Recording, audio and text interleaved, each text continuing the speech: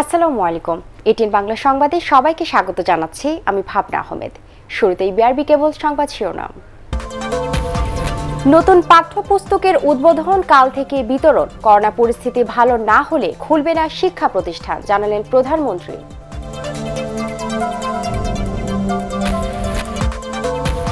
আয়কর রিটার্ন জমা দেওয়ার শেষ দিনে কর অফিসে ভিড়, সাড়া মিলছে কালো টাকা সাদা করায়।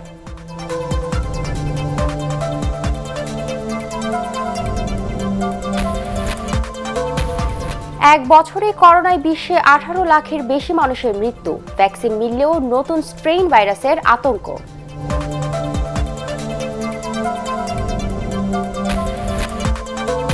এবং বিদায়ী বছরে করোনা মহামারীতে থমকে ছিল বিশ্ব ক্রীড়াঙ্গন। ম্যারাডোনা সহ কিংবদন্তির মৃত্যু।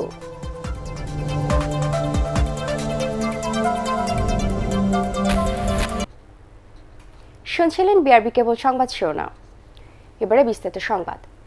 স্বাস্থ্যবিধি মেনে ধাপে ধাপে বই বিতরণের নির্দেশ দিয়েছেন প্রধানমন্ত্রী শেখ হাসিনা। ভার্চুয়ালি বই উৎসবের উদ্বোধন করে তিনি এ কথা বলেন। প্রধানমন্ত্রী জানান, 15 জানুয়ারির মধ্যে পরিস্থিতি ভালো না হলে ডিজিটাল পদ্ধতিতে শিক্ষা কার্যক্রম চালিয়ে নেওয়া হবে। করোনা সংক্রমণ ঠেকাতে এবং শিক্ষার্থীদের কথা মাথায় রেখেই বন্ধ রাখা হয়েছে শিক্ষা প্রতিষ্ঠান বলেও জানান তিনি। বিস্তারিত জানাচ্ছেন শফিকুল ইসলাম শামীম। প্রতিবছর গণভবনে শিক্ষার্থীদের হাতে বই তুলে দিলেও এবার করোনা পরিস্থিতির কারণে বঙ্গবন্ধু আন্তর্জাতিক সম্মেলন কেন্দ্রে অনলাইনে যুক্ত হয়ে বই উৎসবের উদ্বোধন করেন প্রধানমন্ত্রী শেখ হাসিনা। জনসমাগম না করে স্বাস্থ্য সুরক্ষার বিষয়গুলো মেনে ধাপে ধাপে বই বিতরণের জন্য নির্দেশনা দেন প্রধানমন্ত্রী। পরিস্থিতি ভালো না হওয়া পর্যন্ত ডিজিটাল পদ্ধতিতে সব কার্যক্রম চালানোরও ঘোষণা দেওয়া হয়। ডিজিটাল পদ্ধতিতে পাঠদান দেওয়ার জন্য শিক্ষকদের বিশেষ প্রশিক্ষণ নেওয়ারও আহ্বান জানান তিনি।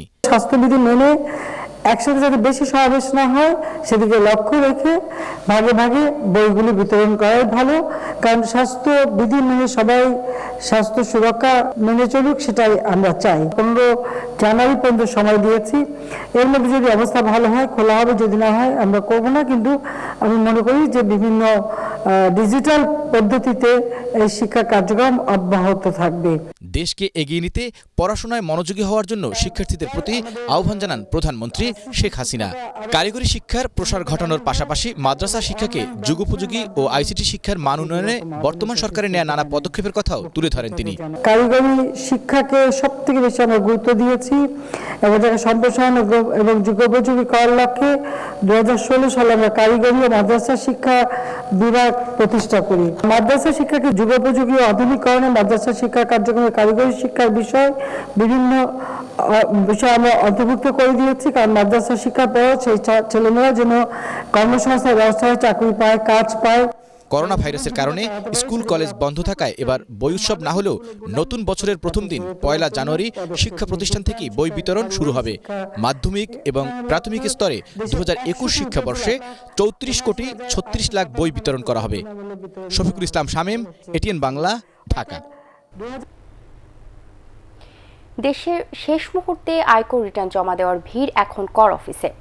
অপ্রদর্শিত অর্থের আয়কর রিটার্ন দাখিল ও রাজস্ব আদায়ে এবার ইতিবাচক সাড়া পড়েছে বলে জানিয়েছে রাজস্ব বোর্ড এনবিআর।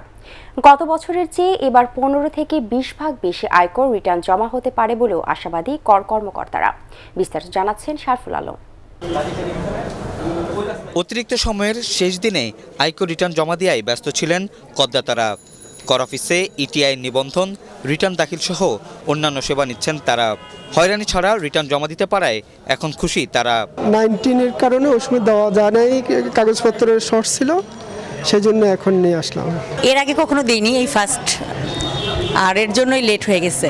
কালকে সম্পূর্ণ কমপ্লিট করে গেছি, জাস্ট সময় শেষ হয়ে গেছিল, জমা দিতে পারিনি। আজকে এসে জাস্ট জমা দিব। 24শে ডিসেম্বর পর্যন্ত 20 লাখ আয়করদাতার কাছ থেকে রাজস্ব আদায় হয়েছে প্রায় 3,600 কোটি টাকা। এছাড়াও অপ্রদর্শিত অর্থের রাজস্ব আদায়ে প্রবৃদ্ধি পাচ্ছে বলে জানিয়েছে জাতীয় রাজস্ব বোর্ড এনবিআর। আমাদের রেসপন্স ভালো, গত বছরের থেকে আমাদের জন্য 15% গ্রোথ আছে রিটার্নে, এবং আশা করি যে সারা বাংলাদেশে 15 থেকে 20% গ্রোথ থাকবে এই বছর।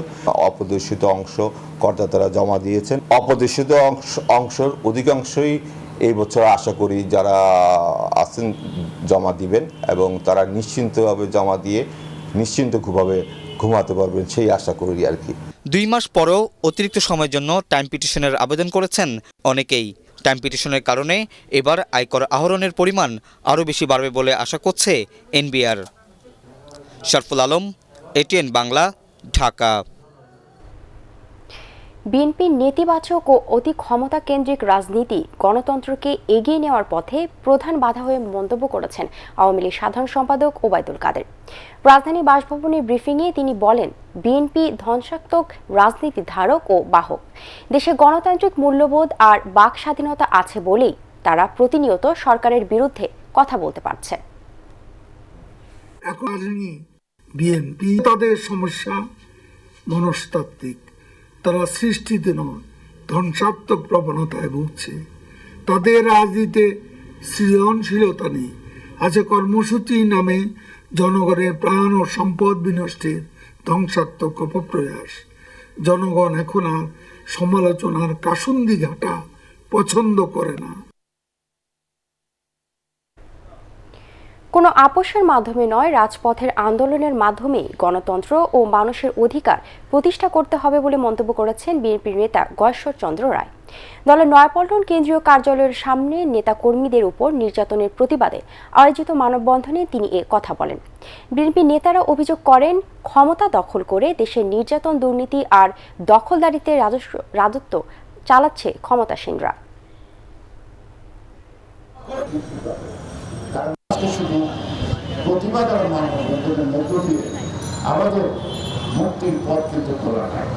আমাদেরকে মুক্ত হতে হলে আমাদেরকে লড়াই করতে হবে।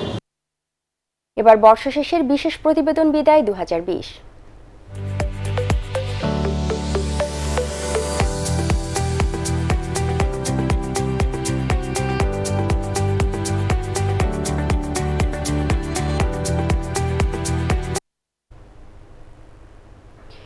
করোনাভাইরাস নিয়েই 2020 সালের আবির্ভাব। বছর পেরোতে থাকলেও এর সংক্রমণ থেকে নিষ্কৃতি মেলেনি বিশ্ববাসীর, বরং শেষ 6 মাসে এই ভাইরাস পৌঁছে যায় দুনিয়ার সব আনাচে কানাচে। সবশেষ গত সপ্তাহে এর অস্তিত্ব মেলে বরফ ঢাকা মেরু অ্যান্টার্কটিকায়। বছর জুড়ে করোনায় মৃত্যু হয় 18 লাখেরও বেশি মানুষের। ধস নামে বিশ্ব অর্থনীতিতে। তীব্র প্রতিযোগিতার মধ্যে কার্যকর ভ্যাকসিন আবিষ্কারে কিছুটা স্বস্তি মিললেও নতুন করোনার প্রাদুর্ভাবে হুমকি বাড়ছে গোটা মানব সভ্যতার। করোনার কালের 1 বছরের সালতামামি নিয়ে বরকতুল্লাহ সুজনের রিপোর্ট।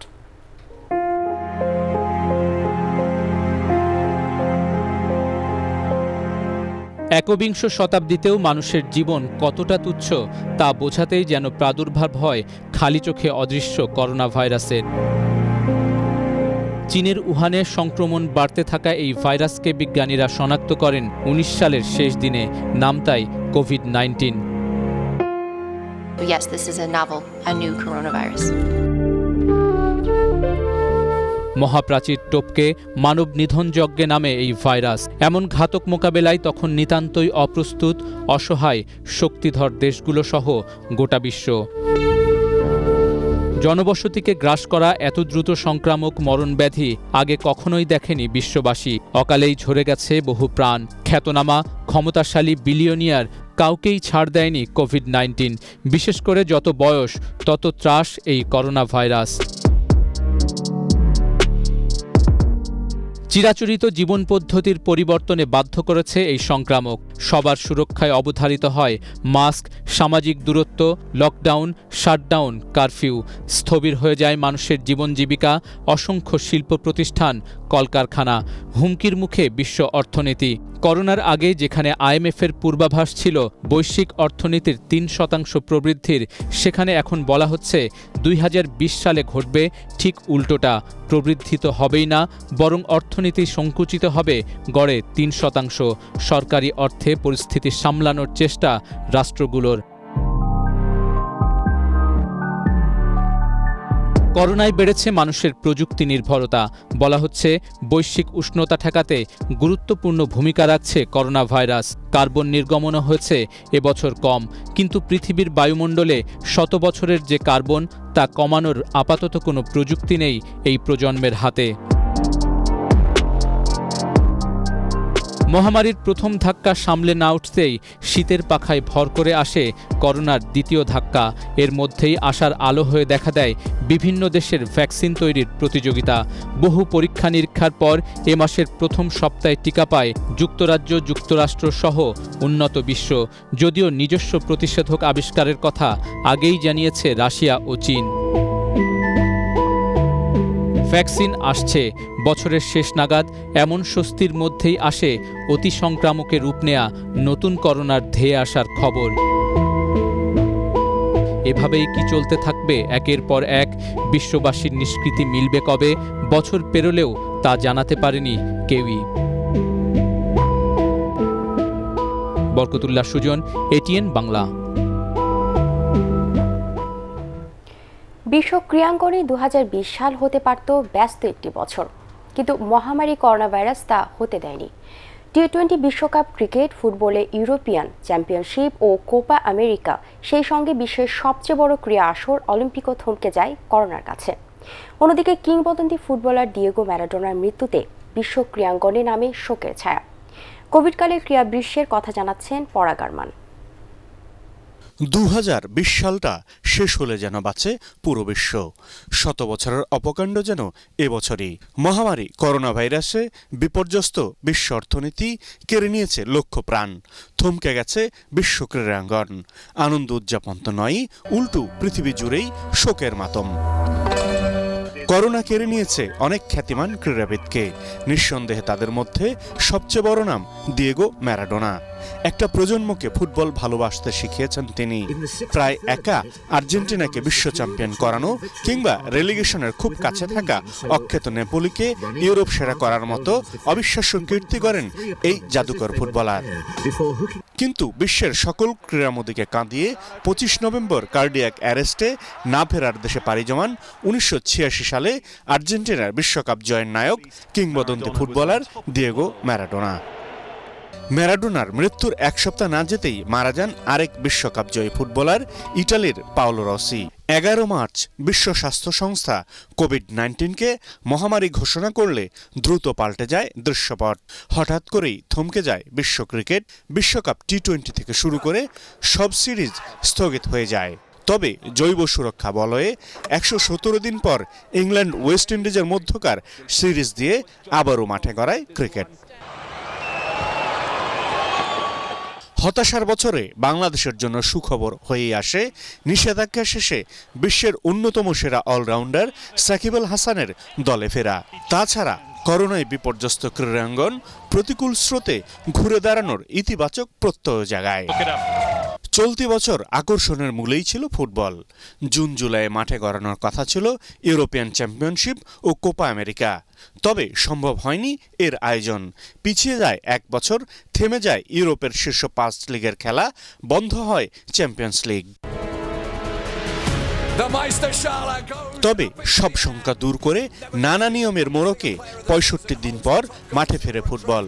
বুন্দেশলিগায় টানা 8ম শিরোপা জেতে বায়ার্ন মিউনিক, লা লিগা পুনরুদ্ধার করে রিয়াল মাদ্রিদ, ইংলিশ লিগ জিতে 3 দশকের লালিত স্বপ্ন পূরণ করে লিভারপুল, আর পিএসজিকে হারিয়ে বায়ার্ন জেতে চ্যাম্পিয়ন্স লিগ। এরই মাঝে নেপালের সাথে 2 ম্যাচের সিরিজ 1-0 জিতে আন্তর্জাতিক ফুটবলে ফেরে বাংলাদেশ। তবে বিশ্বকাপ বাছাইয়ে কাতারের কাছে বড় পরাজয় মানতে হয় জামাল ভুঁইয়াদের। সব মিলিয়ে 2020 ক্রীড়াঙ্গনে একটি হতাশার বছর। ক্লাব ফুটবলেই ক্ষতি $1400 কোটি। আশার কথা, করোনা ভাইরাসের সংক্রমণের আশঙ্কা থাকলেও কোথাও কোথাও মাঠে ফিরতে শুরু করেছে দর্শক। নতুন বছরে পুরনো রূপে ফেরার নান্দনিক অভিযান কিংবা স্বস্তি এখানেই। পরাগ আরমান, এটিএন বাংলা। এবার আল আরাফা ইসলামী ব্যাংক অর্থ সংবাদ।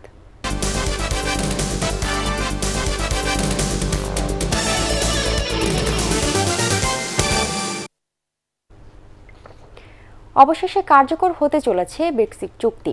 বুধবার যুক্তরাজ্যের পার্লামেন্টে বিপুল ভোটে পাশ হয় আইনে পরিণত হয় বহুল আলোচিত চুক্তিটি।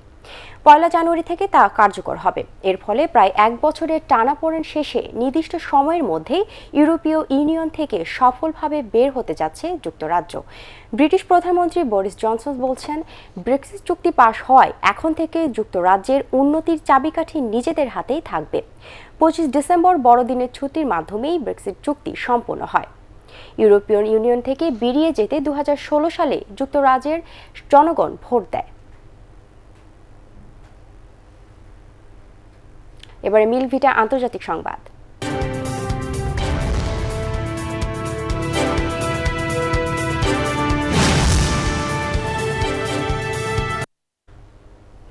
সিরিয়ার পূর্বাঞ্চলে বাসে হামলার ঘটনায় কমপক্ষে 28 জন নিহত হয়েছে। বুধবার ডির আল-জোর প্রদেশে এই হামলার ঘটনা ঘটে। দেশটির রাষ্ট্রীয় গণমাধ্যম জানিয়েছে নিহতদের সবাই বেসামরিক নাগরিক। তবে বাসের যাত্রীরা সেনা সদস্য বলে জানিয়েছে পর্যবেক্ষণ সংস্থা সহ অন্য সূত্রগুলো। এখন পর্যন্ত কোনো গোষ্ঠী হামলার দায় স্বীকার না করলেও যুক্তরাজ্য ভিত্তিক Syrian observatory for human rights watch এই হামলার জন্য জঙ্গি গোষ্ঠী আইএসকে দায়ী করেছে। সংস্থাটি জানিয়েছে পরিকল্পিতভাবে বাসটিতে হামলা চালানো হয় এবং এতে নিহত সেনার সংখ্যা 37 জন। এবার সন্ধানী লাইফ ইন্স্যুরেন্স কোম্পানি লিমিটেড বাণিজ্য সংবাদ।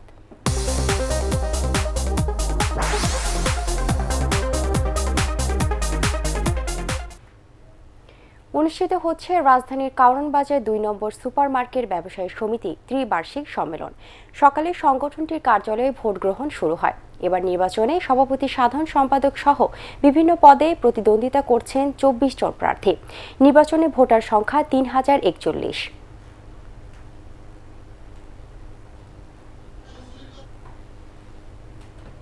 এবারে পার্টেক্স খেলার খবর।